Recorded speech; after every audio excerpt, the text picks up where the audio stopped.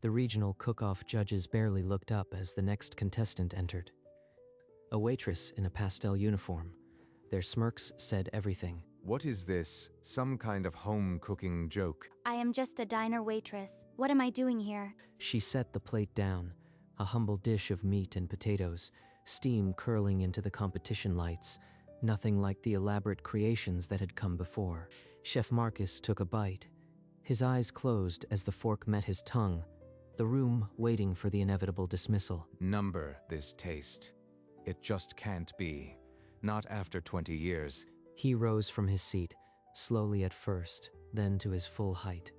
The napkin slipped from his lap and fell unnoticed to the floor. Why is he looking at me like that? What's happening? But 2 hours earlier, this moment was unimaginable. A diner waitress standing before a panel of celebrity chefs. On that gray morning, Carol Hayes had been just a waitress, desperately trying to save her grandfather's diner from the bank. Carol flipped the diner's open sign, but the gesture felt hollow. The morning was gray, matching her mood. On the counter, the bank's final notice lay like a wound that wouldn't stop bleeding. 30 days until auction. Grandpa's diner. I can't let it end like this. Not after everything. Whoa! Carol, you look like you just lost your best friend. What's going on? This? She pushed the notice across the counter. The bank wants full payment by next month. I don't have it. How much do you need? Maybe we can figure something out. More than I've made in tips all year. I am out of options, Danny. What about that regional cook-off today? First prize is 20,000. You could enter with your grandpa's dish. Me? Against professional chefs? I only know diner food. But that money could save everything. All right, Danny. I'll do it. Get me Grandpa's recipe box. Danny dug behind the counter and set a rusted tin box between them, the keeper of a lifetime of diner secrets. Grandpa's recipe box. I haven't opened this since the funeral. Every card is a piece of him. Here it is. His beef stew. The one he said could heal a broken heart or win a war. She was 11 again, standing on a stool beside him in the diner kitchen, watching his patient hands. Low heat, Carol. The meat needs time to trust the pan. You rush it, you ruin the story. A story, Grandpa? It's just food. No, sweetheart. It's memories you can taste. This one is ours. Now Carol stood alone in her cramped apartment kitchen, the same recipe card propped against the flour canister. Every step feels like he's right here. Time to trust the pan, just like he said. The finished stew was packed carefully into a carrier. A diner waitress's hope, sealed beneath a plastic lid. The regional cook-off venue loomed ahead, banners snapping in the wind. Carol clutched her carrier like a shield. What was I thinking? I don't belong with real chefs. They'll laugh me out of the kitchen. Inside, the registration table was manned by a bored receptionist who barely glanced up at her pastel uniform. I am here to register. Carol Hayes. Backstage, other contestants prepped elaborate dishes, foams, gels, and tweezers. Carol's stew sat plain beside their art. I can't do this. I should just go home. Her phone buzzed. A text from Danny lit the screen. You've got this, Carol. Grandpa's dish is magic. Win or lose, I am proud of you. She's right. I am not doing this for me. I am doing it for the diner. Grandpa would want me to try. With one deep breath, she stood and walked toward the stage. Through the curtain, the head judge's skeptical face was already waiting. The stage lights hit Carol like a wall of heat.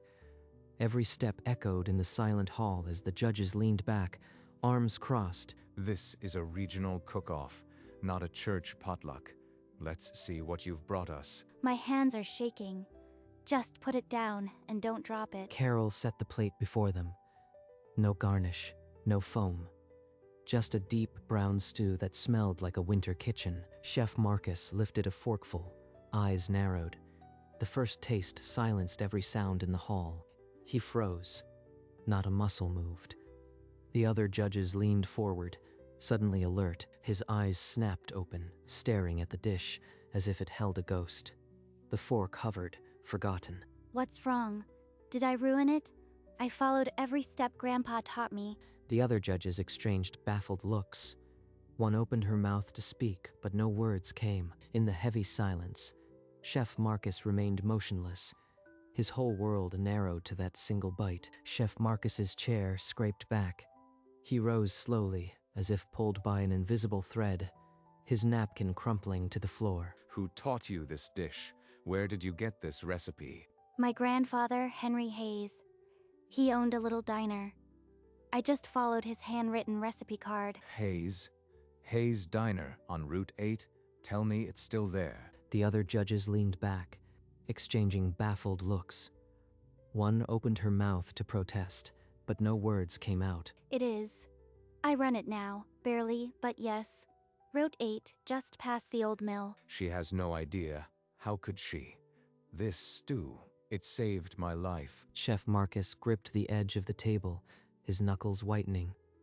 A lifetime of kitchen discipline barely held him together. We need to talk, privately, right now. He gestured toward a backstage door, and Carol, heart hammering, followed him off the stage, leaving the judges and audience in stunned silence. The backstage hallway was dim, but Chef Marcus's eyes burned with 20 years of searching. 20 years ago, I walked into a diner on Route 8 with empty pockets and an empty stomach. A memory surfaced.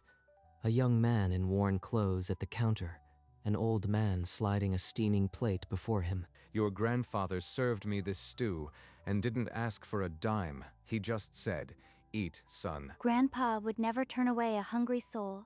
That was his rule. That stew. It was dignity when I had none. I swore I'd become a chef to give that feeling back. Carol's eyes welled. She had never known her grandfather's kindness had traveled so far. I had no idea. He never told me about you. He didn't know who I'd become, but I've been trying to recreate this recipe for 20 years. And now I find it cooked by his granddaughter. He took a breath. I want to help your diner. Carol stood frozen, the weight crashing down. The judges' table buzzed with indignant whispers. One rose, voice slicing through the hall, demanding an explanation for the disruption. Chef Marcus strode back, plate in hand, and set it down with a thud that silenced the murmuring. Steam still rose from the stew, though it had cooled on the surface, the meat glistening under the hot lights. Reluctantly, the first judge took a bite. Her scorn melted into confusion, then genuine admiration. The second judge leaned toward the third, her whisper carrying across the stage, full of unexpected respect. Carol's phone buzzed with a text from Danny. Don't let them rattle you. That stew is magic. Danny's right. Grandpa's recipe can stand against any doubt. I just have to believe that. If you still doubt the dish, we settle it fairly. A blind test. Tomorrow. The producer, drawn by the standoff, stepped forward and agreed. No names, just plates. The recess was called. As the room emptied, Carol stood motionless beside the cold stew, the weight of a diner that might not survive another week pressing on her shoulders. Your diner is struggling. I saw the worry in your eyes. How much time do you have? The bank gave me 30 days. I owe more than I can make in a year. The diner, it's all I have left of him. I can feature your diner on my show. I have a segment on hidden gems. It could bring a flood of customers. A television spotlight could save the diner, but would it still feel like Grandpa's place? That evening, Carol returned to the diner, the empty stools mirroring the hollowness in her chest. Carol, spill it. What happened with the head judge? He looked like he'd seen a ghost. He knew Grandpa. He wants to feature the diner on his television show, a big spotlight. That's amazing. We'll be packed. You'll pay off the bank in a week. But what if the diner loses what made it special? What if Grandpa's diner becomes just another tourist stop? I need to think, Danny. This isn't just about money. It's about keeping his promise. The next morning, the competition kitchen was cold and quiet. 3 identical hot plates waiting for their secret dishes. They've given me 40 minutes and a broken whisk. What else can go wrong? She worked through the panic, her hands remembering what her grandfather's voice had taught her years ago. He said, the stew doesn't need fancy tools, just patience and the right heat. Time to trust the pan. How are you holding up? I am scared. If this blind test goes wrong, the diner could be lost. I've tasted that stew. It's not about skill today, Carol. It's about heart. Whatever happens, I am with you. The clock ticked down, and Carol lifted the lid on her completed dish, steam swirling like a whisper from the past. For you, Grandpa. The blind test table waited, 3 covered plates, and a panel of judges who didn't know which was hers. That evening, Carol found the diner's lights already on. At the counter, Mr. Clark sat flipping through papers, his face a mask of cold business. Miss Hayes, I've found a developer. They want this location. 3 days, pay the debt, or the diner is theirs. 3 days? The notice said 30. How can you do this? The bank exercised its acceleration clause. I am sorry. If you can't pay by Friday, sign here. He slid a contract across the counter, then walked out without another word, the door chime hanging in the silence. Grandpa, I am losing it all. You built this diner with nothing, and I can't even keep it open. Her hands moved automatically, polishing the worn counter as she'd seen him do 1,000 times. Muscle memory of love. I am not selling, Grandpa. I'm going to win that blind test and save this place. The blind test was no longer just a competition, it was a last stand. Tomorrow, she would cook for her grandfather's memory. 20 years earlier, a young man with nothing but a frayed coat walked down Route 8, stomach aching, hope gone. Please, is there anything I can get for $1? I haven't eaten in 2 days. Son, put your money away. Sit down. The plate he set down was the same dish, beef stew, simple and deep, steam rising into the young man's face. I can't pay you back. You don't owe me anything, son. Just eat. That's what this diner is for. The young man ate, tears cutting through the grime on his cheeks, a taste that would haunt him for 2 decades. A warm meal can change a man's path. Remember that. When he finally walked out, the young man looked back at the diner's glowing sign, a new fire burning where emptiness had been. I'll become a chef. I'll give this feeling back. The 3 plates were revealed, identical stews, save for the numbers on their bases. The judges leaned in, forks ready. The first 2 judges tasted and sat back, their expressions unreadable. Then the third took a bite and closed her eyes. A murmur swept the table. One judge pushed her plate away. A lone holdout, face set in skepticism. You tasted the same dish I did. There's no artifice here, just honest flavor. This stew is decades of love. He believes in me, but 1 no could still mean disaster. The holdout leaned forward, her voice cutting the silence like a blade. It's just a stew. There's no technique here. Technique without heart is just chemistry. This dish makes you remember why you cook at all. The producer, seizing the drama, stepped in. We can't settle this here. A final cook-off tomorrow, head to head. The winner takes the prize. 1 more chance. 1 more dish. I'll give it everything I have. The cook-off was set. Carol Hayes would face a professional chef in the final round, and the diner's fate would hang on a single plate. The rival stepped forward. Antoine Verne, a tall French chef with a sneer, his jacket embroidered with awards. A diner waitress? This will be short. I've trained in Paris. She's used a microwave. He's right. I don't belong here, but I can't let him see me shake. I am not doing this for fame, Antoine. I am doing it to save something that matters. Sentimental nonsense. The judges will choose technique over a sob story. Chef Marcus appeared beside Carol, his hand a steady weight on her shoulder. Let your plate speak, he said. He's right. Grandpa's recipe is all I need. I'll cook it exactly as he would. I accept the challenge. Tomorrow, you'll taste what a diner waitress can do. The final cook-off was set. Antoine with his tweezers and foams. Carol with her grandfather's cast iron pot. She would need every lesson her grandfather had ever taught her, and more. That night, Carol and Danny fired up the diner's old gas stove for 1 more practice run. Okay, let's do this. You've got an hour to beat that French chef's tricks. But the griddle sputtered and died.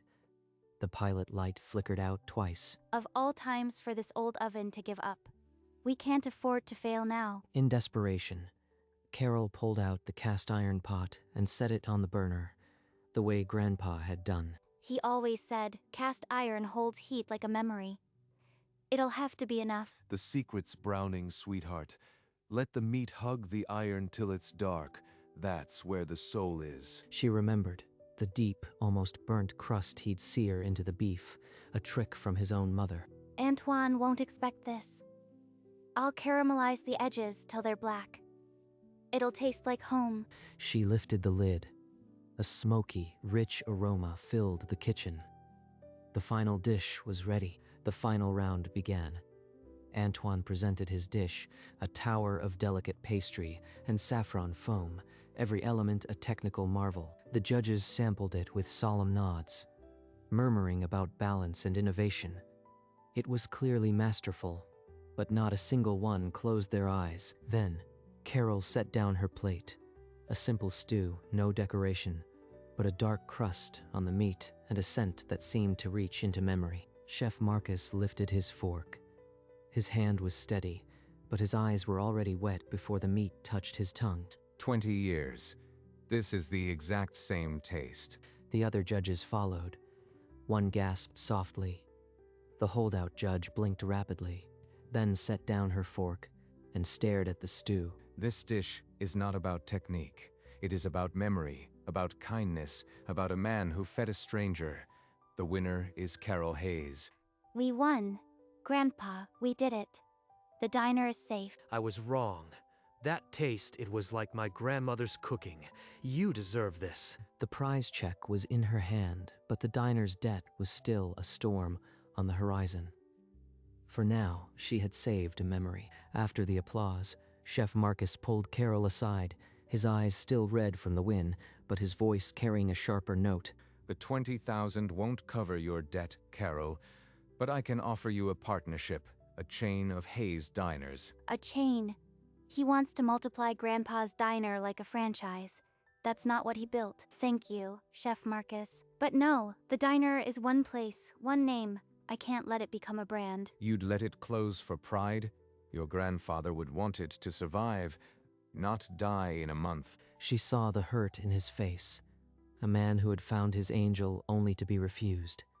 But she couldn't nod. He's right that the money isn't enough. But Grandpa's diner isn't just real estate.